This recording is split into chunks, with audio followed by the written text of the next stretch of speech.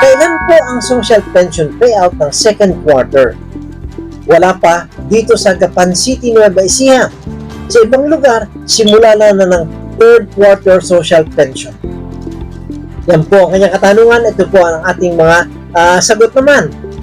Alam po ninyo, unang-una sa lahat, hindi po pare-pareho o sabay-sabay ang schedule ng social pension payout sa buong Pilipinas.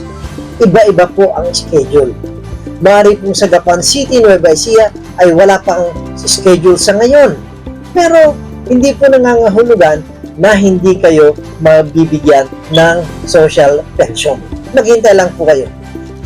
Ang DSWD po ay normal na nakikipag-ugnayan, nagko-coordinate sa lokal na inyong pamahalaan at MSWD tungkol sa social pension payout o anumang ayuda o tulong na bibigay sa mamamayan. Pero kung gusto nyong makasigurado kung kailan ang payout ninyo, kayo po ay magpunta sa inyong OSCA office at MSWD office at itanong ninyo kung kailan ang inyong schedule. Yan po ang trabaho nila, bibigyan nila kayo ng isang impormasyon na kapapanatag ng inyong kalooban.